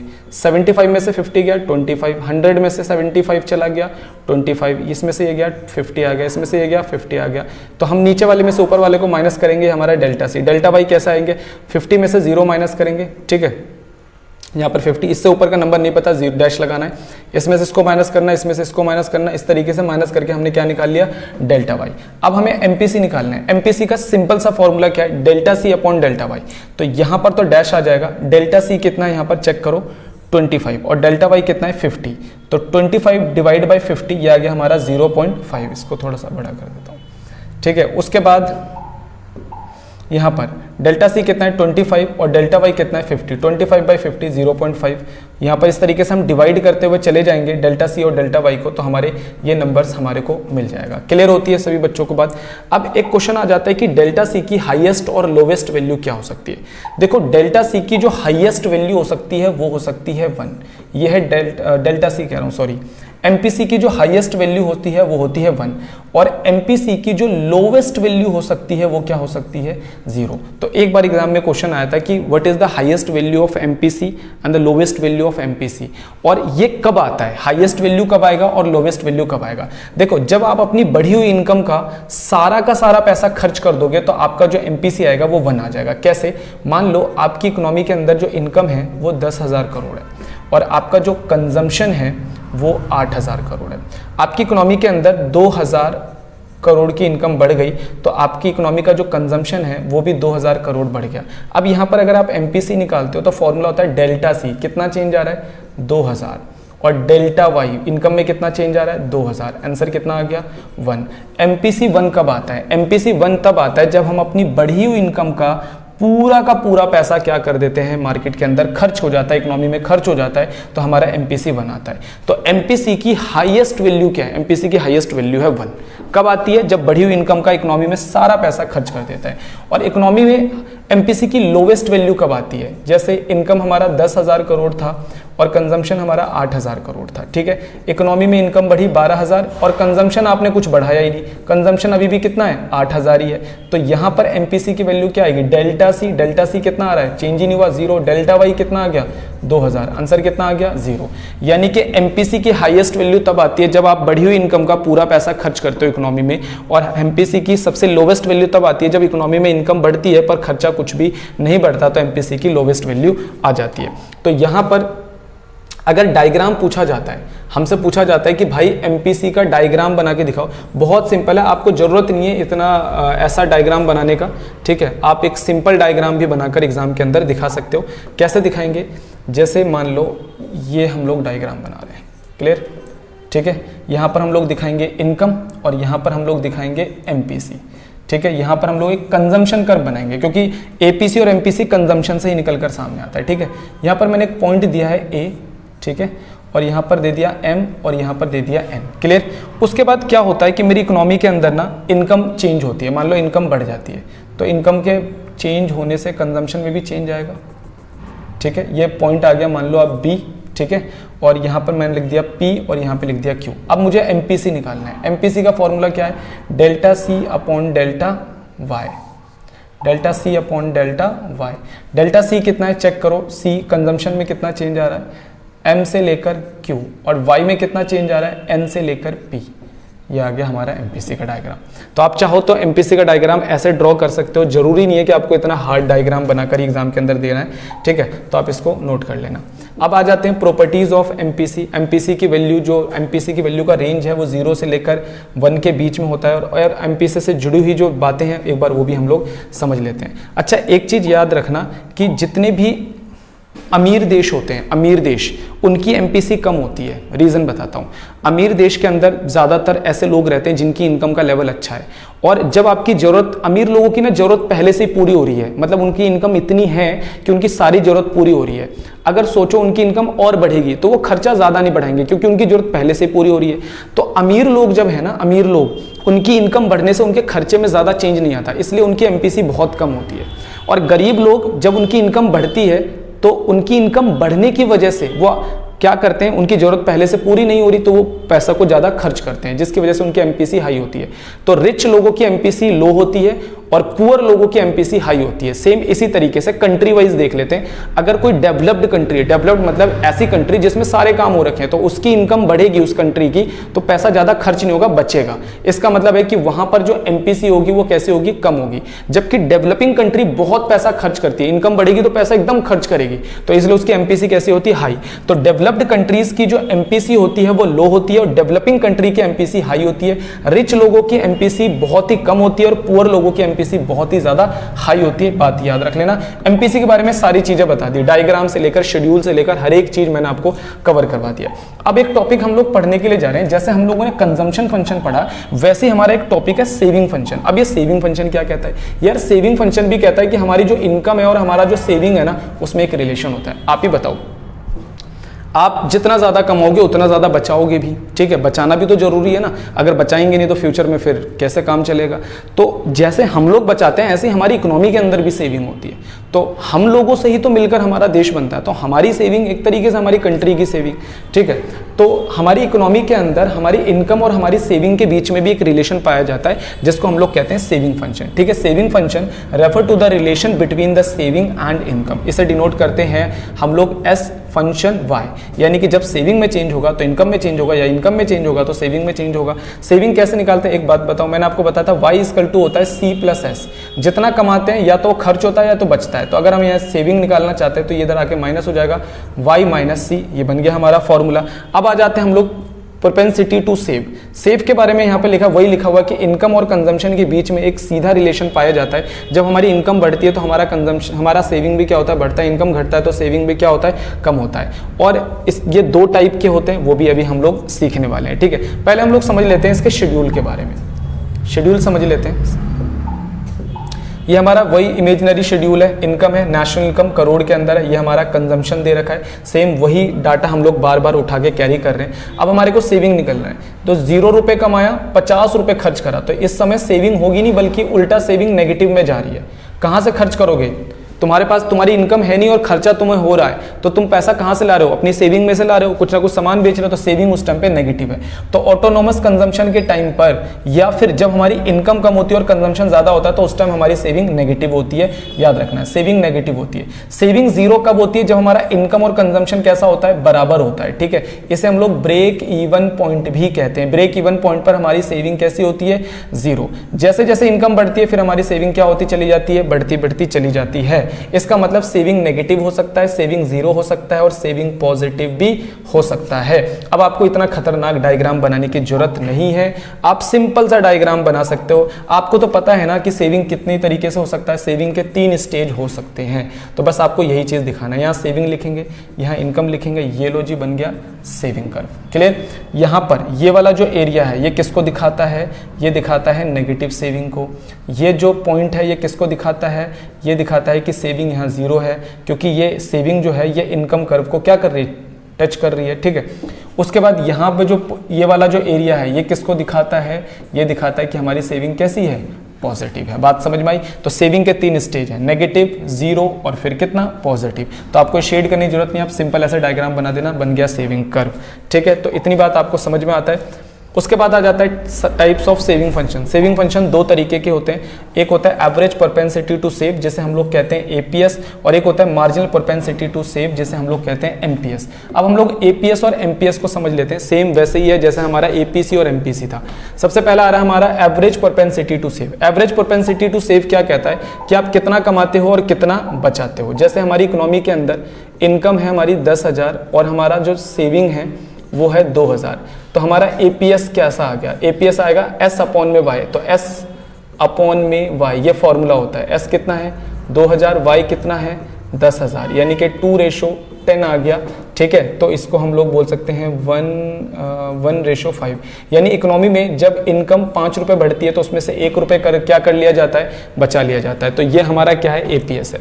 एपीएस क्या होता है, रेशो होता है किसका, टोटल सेविंग और हमारे देश के अंदर टोटल इनकम का। फॉर्मूला एस अपॉन में वाई, एस अपॉन में वाई। यहाँ पर एक एग्जाम्पल दिया हुआ है कि इतना कमाते हैं इतना बचाते हैं इकोनॉमी में, तो एपीएस क्या आ जाएगा, ठीक है? उसके बाद आ जाते हैं मेन हमारा है शेड्यूल इसका, ठीक है? ये हमारा इमेजिनरी शेड्यूल है, ये हमारी इनकम है, ये हमारा क्या है, कंजम्पशन है। अब पहले हम लोग सेविंग निकाल लेते हैं। 0 रुपये कमाए, 50 रुपये खर्च करें, माइनस में आ गया सेविंग। 50 माइनस 75, ये हमारा -25 आ गया। 100 माइनस 100 0 आ गया। 200 माइनस 150 50 आ गया। 300 में से 200 गया, 100 आ गया। तो ये हमारा सेविंग कितने स्टेज हो गए, नेगेटिव, जीरो, पॉजिटिव। अब हमें एपीएस निकालना है, फॉर्मूला एस अपॉन में वाई, -50 -50 डिवाइड में 0, किसी भी नंबर डिवाइड करोगे क्या आ जाएगा, इन्फिनिटी आ जाएगा। -25 को डिवाइड करो 50 से, -0.25, 0 डिवाइड बाई 100 ये आ गया 0, 50 डिवाइड बाई 200 0.25। इसका मतलब ये है कि ये नंबर आते जाएंगे, आप डिवाइड करते जाओगे। तो एपीएस इन्फिनिटी कब होता है, अब एग्जाम में ना यही चीजें पूछी जाती है, एपीएस इन्फिनिटी कब होता है। एपीएस इन्फिनिटी तब होता है जब ऑटोनोमस कंजम्पशन किया जाता है। एपीएस नेगेटिव कब होता है, जब हमारी इनकम कम और कंजम्पशन ज्यादा होता है। एपीएस जीरो कब, जब इनकम कंजम्पशन बराबर होता है या सेविंग जीरो होता है। एपीएस की वैल्यू लेस देन 1 कब आती है, 1 से कम कब आती है, जब हमारा जो सेविंग है इनकम के बढ़ने से बढ़ता है, या फिर इसको आप ऐसे लिख सकते हो कि जब हमारी इनकम ज्यादा होती है और हमारा कंजम्पशन कब होता है, तो हमारा जो एपीएस की वैल्यू आती है वो लेस देन 1 आती है। क्लियर। अब एपीएस का जो डायग्राम है वो डायग्राम कैसे बनाना है आपने, जरूरी नहीं है कि हम यही डायग्राम बनाएं, ठीक है। तो मैं सबके सिंपल वाले डायग्राम भी आपको बनाते तो चल रहा हूं, आप वो भी नोट करते रहना, ठीक है। अगर मुझे एपीएस का डायग्राम बनाना है तो मैं कैसे बनाऊंगा, एपीएस और एमपीएस दोनों एस कर्व से आएंगे। तो ये हमारा कौन सा कर्व है, सेविंग है। यहाँ पर हम लोग इनकम दिखाएंगे, यहाँ पर हम लोग दिखाएंगे जो बना रहे एपीएस, तो एपीएस दिखाएंगे। मैं एक पॉइंट ले रहा हूँ यहाँ पर कोई ए, ठीक है, इस तरीके से हमने डाल दिया। तो ये हमने नाम दे दिया m और ये दे दिया हमने n। तो हमें एपीएस निकालना है, फॉर्मूला क्या होता है s अपॉन में y। s कितना है चेक कर लो, ठीक है। ये s कर्व है ना, तो इस साइड s जाओ, यहाँ से लेके s कितना है o से लेकर m, o से लेकर m, और y कितना है o से लेकर n, O से लेकर N, ये हमारा बन गया एपीएस, ठीक है। तो एपीएस मैंने डायग्राम से निकाल के भी दिखा दिया, इस तरीके से आप एपीएस कर्व को दिखा सकते हो। अच्छा, फिर आ जाते हैं हम लोग, इसकी कुछ प्रॉपर्टीज लिखी है कि एपीएस 0 हो सकता है, एपीएस जो है 1 नहीं हो सकता। एपीएस ना कभी 1 नहीं हो सकता, याद रखना। एपीएस 1 कब आएगा कि जब आप जितना कमाते हो सारा का सारा बचा लो। मान लो आप 10,000 कमाते हो, ठीक है, यानी इकोनॉमी 10,000 की इनकम कमा रही है। क्या ऐसा हो सकता है कि 10 के 10,000 रुपए बचा लिया जाए, ये पॉसिबल ही नहीं है कभी। इसलिए एपीएस कभी 1 नहीं हो सकता, एपीएस 1 से कम ही रहता है, ठीक है। एपीएस इन्फिनिटी हो सकता है, नेगेटिव हो सकता है, 0 हो सकता है, लेस देन 1 हो सकता है, एपीएस 1 नहीं हो सकता, याद रख लेना, ठीक है। यहां पर हमारा एपीएस खत्म हो जाता है और दूसरा हमारा स्टार्ट होता है एमपीएस, ठीक है।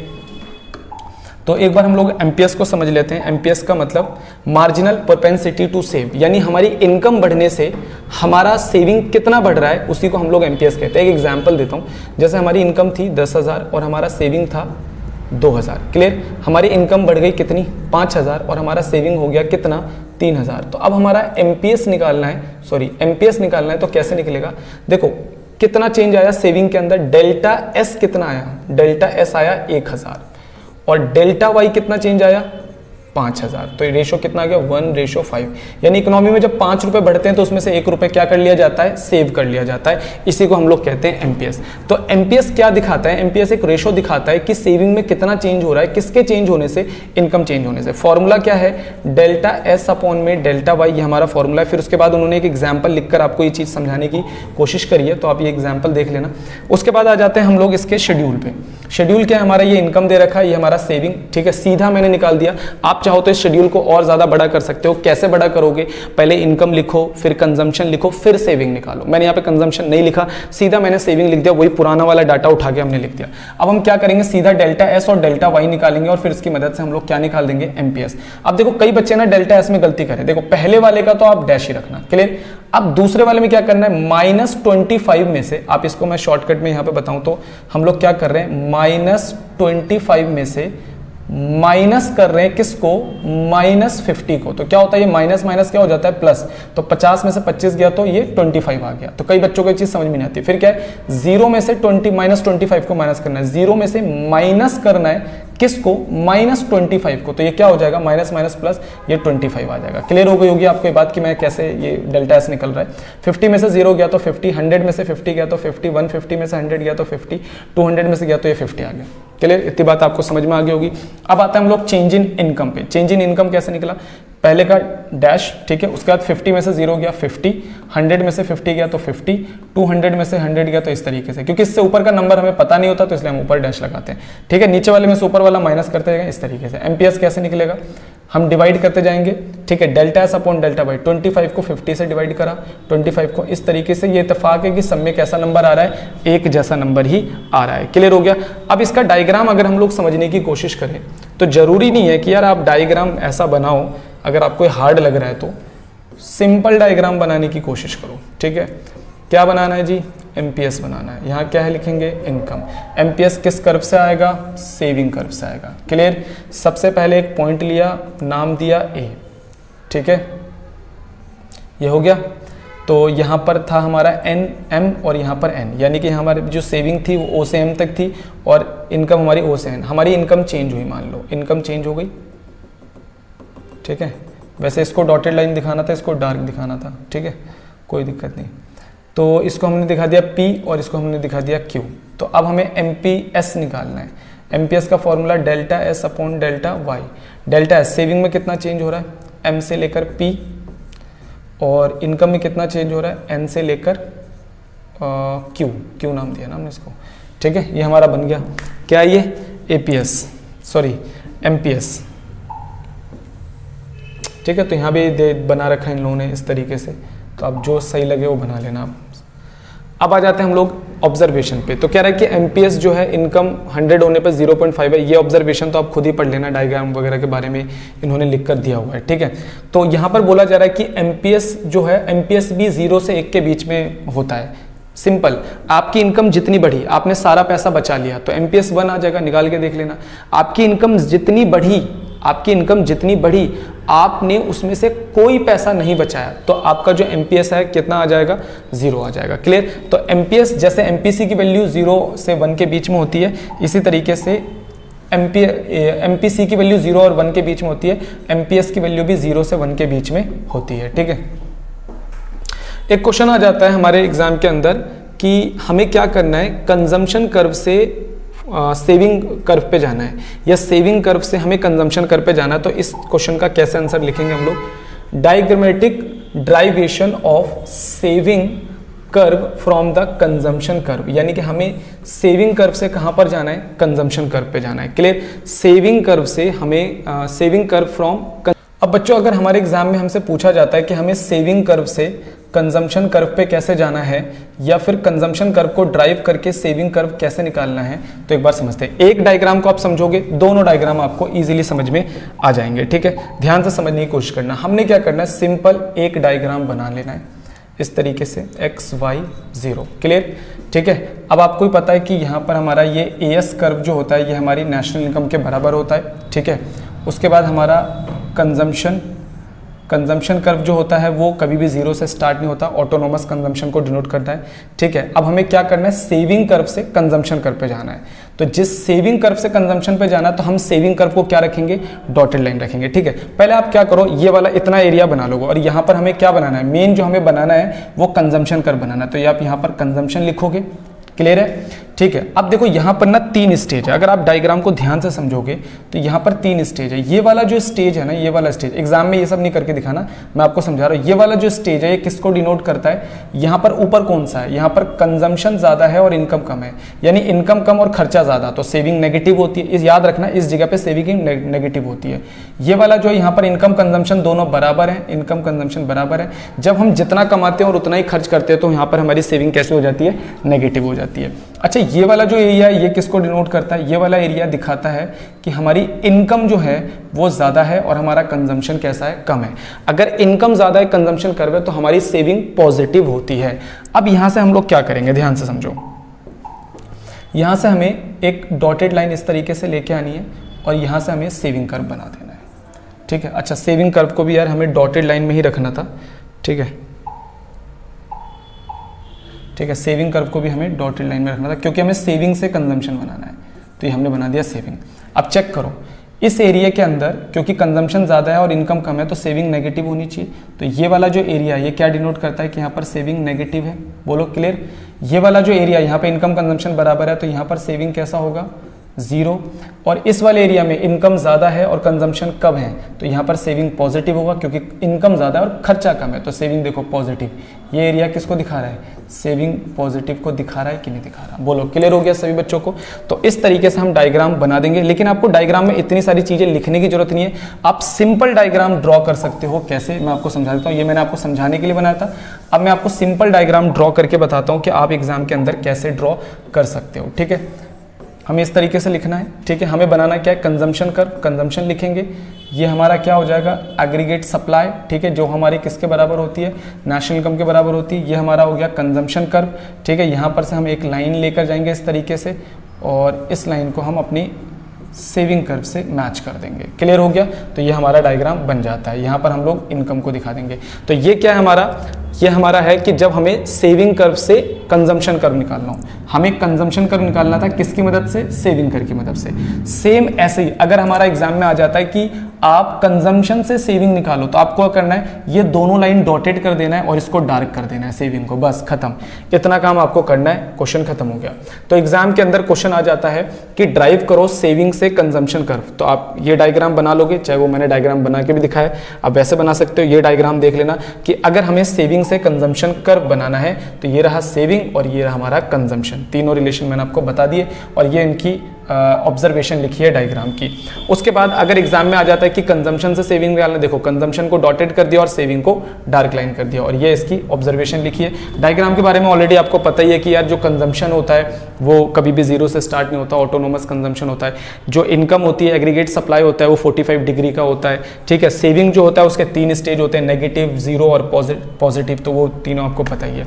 उसके बाद जो हम लोग स्टार्ट करने के लिए जा रहे हैं नया टॉपिक, वो क्या पढ़ने जा रहे हैं हम लोग, इन्वेस्टमेंट फंक्शन। तो अभी हम लोगों ने क्या क्या पढ़ लिया, अभी हम लोगों ने कंजम्पशन फंक्शन पढ़ लिया है पूरा, सेविंग फंक्शन पूरा पढ़ लिया है। अब हम लोग इन्वेस्टमेंट फंक्शन पढ़ने जा रहे हैं। यार इन्वेस्टमेंट फंक्शन का मतलब क्या होता है, देखो हमारी इनकम और हमारी इन्वेस्टमेंट में भी एक रिलेशन पाया जाता है, तो उसको हम लोग क्या कह देते हैं, investment function. Investment function 2 type का होता है, पहला होता है इंड्यूस्ड फंक्शन, उसके बाद होता है ऑटोनोमस फंक्शन, या इसे हम लोग बोल देते हैं इंड्यूस इन्वेस्टमेंट, और एक होता है हमारा ऑटोनोमस इन्वेस्टमेंट, ठीक है। हमारी इकोनॉमी के अंदर जितना भी इन्वेस्टमेंट किया जाता है वो 2 टाइप का किया जाता है, एक होता है इंड्यूस्ड जो प्रॉफिट के लिए किया जाता है, और एक होता है ऑटोनोमस जो प्रॉफिट के लिए नहीं किया जाता। इंड्यूस इन्वेस्टमेंट जो प्रॉफिट के लिए किया जाता है वो हम लोग करते हैं, यानी जो प्राइवेट सेक्टर है वो इंड्यूस इन्वेस्टमेंट करता है। जैसे कि मान के चलो मैंने कोई शॉप खोली और मुझे वहां से प्रॉफिट हुआ, तो मैं क्या करूंगा, दूसरी शॉप भी खोलूंगा, तीसरी भी खोलूंगा, चौथी भी खोलूंगा।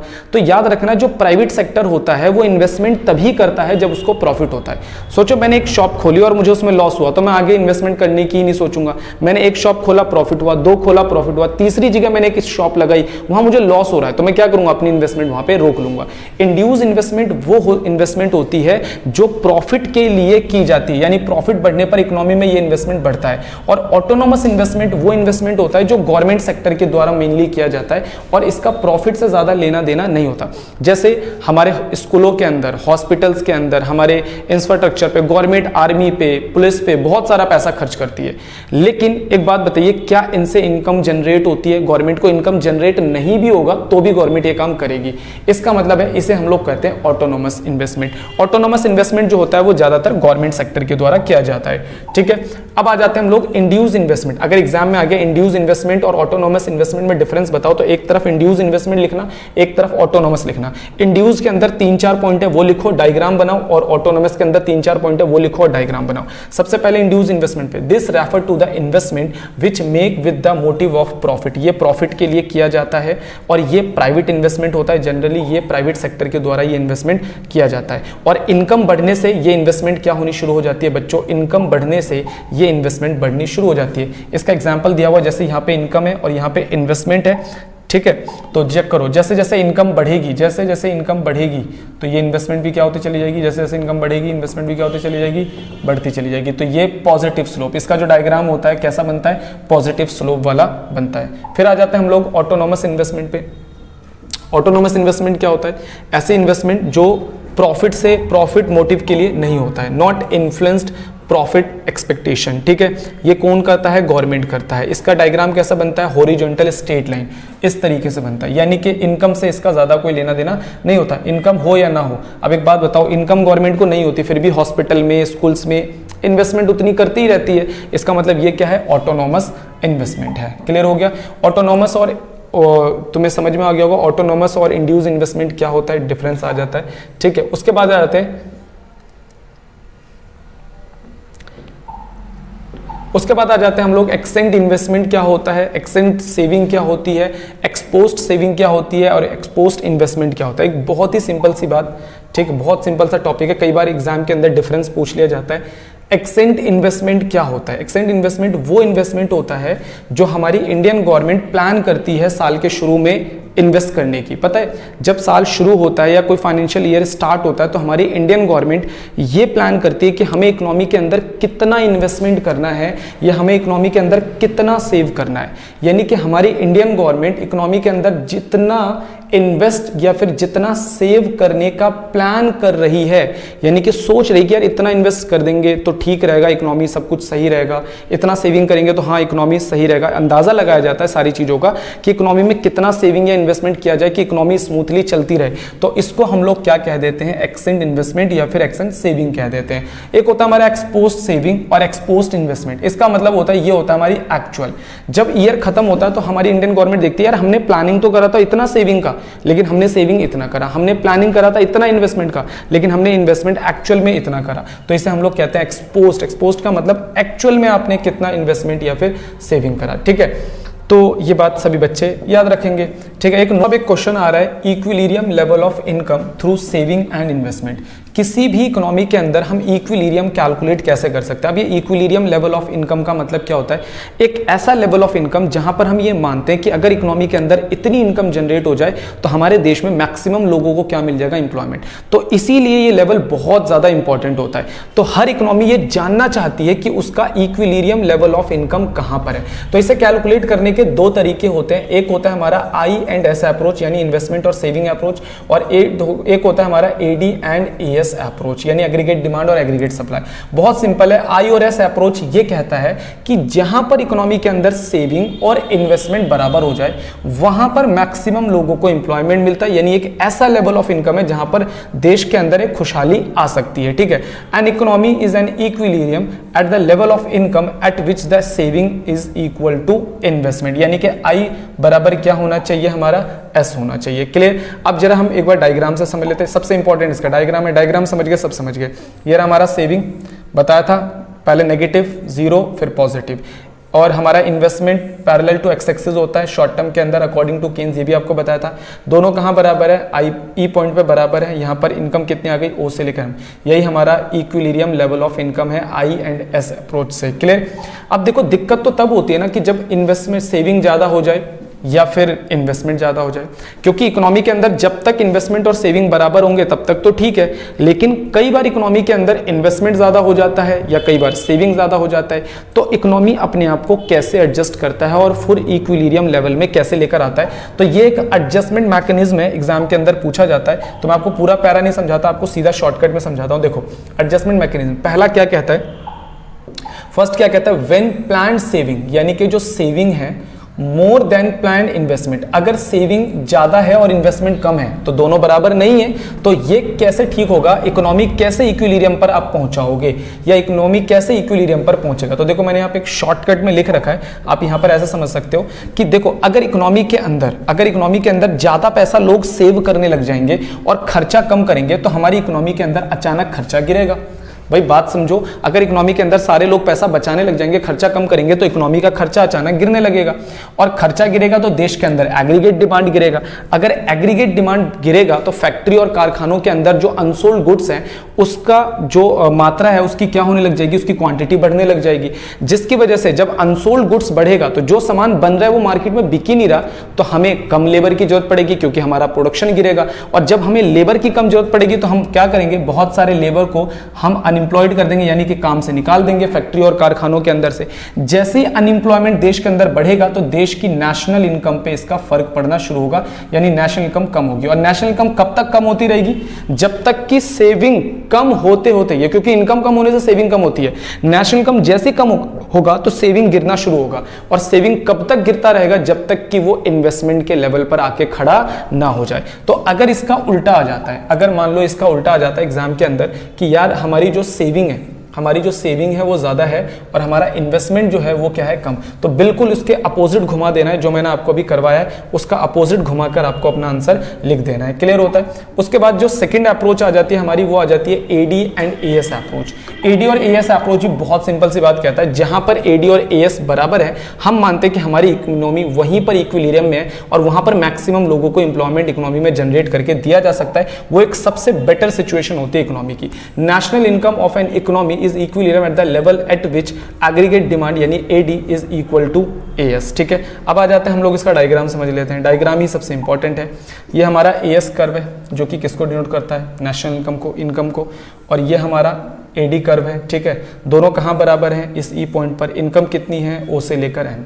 ठीक है, अब देखो दिक्कत क्या होती है कि जब हमारी इकोनॉमी के अंदर एग्रीगेट सप्लाई ज़्यादा हो जाए, ठीक है, यानी कि इनकम ज़्यादा हो जाए, यानी इनकम ज़्यादा हो जाए और एग्रीगेट डिमांड कम हो जाए, या फिर एग्रीगेट डिमांड कम हो जाए या इनकम ज़्यादा हो जाए, तो क्या होगा, इकोनॉमी अपने आप को कैसे एडजस्ट करती है, ये चीज़ यहाँ पे लिखा गया है कि अगर इकोनॉमी के अंदर एग्रीगेट डिमांड ज़्यादा है और एग्रीगेट सप्लाई कम है तो क्या होगा। अगर इकोनॉमी के अंदर एग्रीगेट डिमांड कम है और एग्रीगेट सप्लाई ज़्यादा है तो इकोनॉमी अपने आप को कैसे एडजस्ट करेगा। तो ये चीज़ आपको ध्यान रख लेना है। ठीक है, ये आप पढ़ लेना एक बार, समझ में आ जाएगा पढ़ने से आपको कि एग्रीगेट डिमांड ज़्यादा होगा, एग्रीगेट सप्लाई कम होगा तो क्या होगा, एग्रीगेट डिमांड कम होगा, एग्रीगेट सप्लाई ज़्यादा होगा तो क्या होगा। ये एडजस्टमेंट मैकेनिज्म है। क्लियर बच्चों, अब हम स्टार्ट कर लेते हैं। जो भी हमने टॉपिक्स पढ़े हैं उनके ऊपर एक दो न्यूमेरिकल्स देख लेते हैं क्योंकि ये भी एग्जाम के अंदर आ जाते हैं। तो यहाँ पर हमने APC पढ़ लिया जिसका फॉर्मूला था C/Y, APS पढ़ लिया S/Y, MPC delta C/Δy, MPS का फॉर्मूला क्या था, डेल्टा S/Δy। APC और APS का सम 1 के बराबर होता है क्योंकि जितना पैसा कमाते हैं या तो खर्च होता है या फिर सेव होता है। MPC और MPS भी 1 के इक्वल आता है क्योंकि जितनी इनकम जनरेट होती है इकोनॉमी के अंदर या नई इनकम बनती है या तो वो खर्च हो जाती है या फिर वो सेव हो जाती है। और एक फॉर्मूला याद रखना, Y=C+S, यहाँ से घुमा के हम सेविंग भी निकाल सकते हैं, इनकम कंजम्पशन भी निकाल सकते हैं। इसके अलावा इस चैप्टर में और भी बहुत सारे न्यूमेरिकल्स हैं जिसके अंदर हमें कंजम्पशन फंक्शन दिया होता है, सेविंग फंक्शन दिया होता है, हमें नेशनल इनकम कैलकुलेट करवाता है, या फिर इक्विलिब्रियम लेवल पे हमारे को या तो फिर बोलता है ब्रेक इवन पॉइंट निकालो, सेविंग निकालो। तो ऐसे बहुत सारे क्वेश्चन है। तो हम अगला चैप्टर पढ़ेंगे एक इन्वेस्टमेंट मल्टीप्लायर वाला। तो इन्वेस्टमेंट मल्टीप्लायर वाला चैप्टर जब हमारा ओवर होगा तो हम इन्वेस्टमेंट मल्टीप्लायर के न्यूमेरिकल्स भी और साथ में और भी बहुत सारे न्यूमेरिकल्स हैं इस चैप्टर के, वो हम लोग सारे न्यूमेरिकल्स वहां पे कवर कर लेंगे। अभी सिर्फ हम APC, APS, MPC और MPS वाले जो न्यूमेरिकल्स है वो कवर कर लेते हैं। यहाँ पर एक क्वेश्चन गिवन है जिसमें आपको APC, APS, MPC और MPS सारी चीजें कैलकुलेट करनी है। ठीक है, तो 1 बाय 1 करके करते हैं। यहाँ पर हमारे को इनकम दिया हुआ है और हमारे को कंजम्पशन दिया हुआ है। ठीक है, अब देखो APC के लिए आपको फॉर्मूला क्या होता है, C/Y, और APS के लिए आपको फॉर्मूला क्या होता है, S/Y। तो Y तो हमारे पास है, C भी हमारे पास है, लेकिन S नहीं है। तो मैं एक काम करता हूँ, सबसे पहले यहाँ पर मैं S कैलकुलेट कर लेता हूँ। देखो S कैसे कैलकुलेट होगा, इतनी इनकम है, इतना खर्चा हो गया, 100 - 80 ये आ गया आपका 20, 120, 200 में से 120 चला गया तो कितना बच गया हमारा 80, 300 में से 180 गया तो ये आ गया हमारा 120। ठीक है, ऐसा आ गया। अब हम एक काम करते हैं, APC कैलकुलेट कर लेते हैं। APC का फॉर्मूला क्या है, C/Y। C कितना है हमारा 80, डिवाइड में क्या है 100, 0.8। उसके बाद C कितना है 120, डिवाइड में कितना है 200, 0.6। उसके बाद कितना है 180, डिवाइड में कितना है 300। ठीक है, वह 0.6। तो हमने APC कैलकुलेट कर लिया। अब हमें निकालना है APS। APS का फॉर्मूला क्या है, S/Y। S कितना है हमारा 20, डिवाइड में 100, 0.2। उसके बाद S कितना है हमारा 80, डिवाइड में कितना है 200, 0.4। उसके बाद S कितना है हमारा 120, डिवाइड में हम कितना करेंगे 300, 0.4। तो हमने APC कैलकुलेट कर लिया है, APS भी कैलकुलेट कर लिया है। क्लियर होता है। अब देखो MPC और MPS कैलकुलेट करने के लिए हमें डेल्टा C पता होना चाहिए, डेल्टा Y पता होना चाहिए और डेल्टा S भी पता होना चाहिए। तो पहले तीनों चीजें कैलकुलेट कर लो। डेल्टा C कैलकुलेट करेंगे, ठीक है, डेल्टा Y कैलकुलेट करेंगे, फिर डेल्टा S कैलकुलेट करेंगे, फिर हम लोग MPC कैलकुलेट करेंगे और फिर हम लोग MPS कैलकुलेट करेंगे। मतलब एक ही क्वेश्चन में हमारे को सारी चीज़ें पता चल जाएंगी। ठीक है, तो डेल्टा C कैसे निकलेगा, डेल्टा C निकलेगा इसकी मदद से। देखो इससे ऊपर का नंबर मुझे नहीं पता तो मैं यहाँ पे डैश लगाता हूँ। 120 में से 80 गया तो ये हमारा 40 आ गया और 180 में से 120 गया तो ये हमारा 60 आ गया। क्लियर है। डेल्टा Y कैसे निकलेगा, डेल्टा Y इसकी मदद से। इससे ऊपर का नंबर मुझे नहीं पता तो डैश आ गया। 200 में से 100 गया तो 100, 300 में से 200 गया तो ये भी 100 आ गया। अब आते हैं हम डेल्टा S पे। इससे ऊपर का नंबर मुझे नहीं पता तो डैश लगाऊंगा।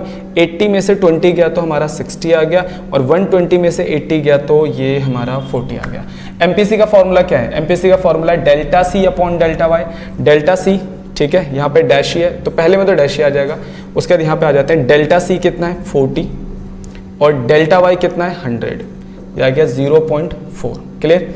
उसके बाद आ जाते हैं फिर से डेल्टा सी कितना है हमारा 60 और डेल्टा वाई कितना है हमारा 100, यह आ गया हमारा 0.6। ठीक है। उसके बाद आ जाते हैं कहाँ पर एमपीएस पे। एमपीएस का फॉर्मूला क्या है, delta S upon delta Y. पहले का डैश आ गया, डेल्टा एस कितना आ रहा है 60 और डेल्टा वाई कितना आ रहा है 100, 0.6। उसके बाद आ जाते हैं डेल्टा एस कितना आ रहा है 40, डेल्टा वाई कितना है हमारा 100, 0.4। तो ये एक क्वेश्चन मैंने आप लोगों को करवा दिया है जिसमें एपीएस, एपीसी, एपीएस, एमपीसी और एमपीएस सारी चीज़ें कैलकुलेट करनी थी। ठीक है।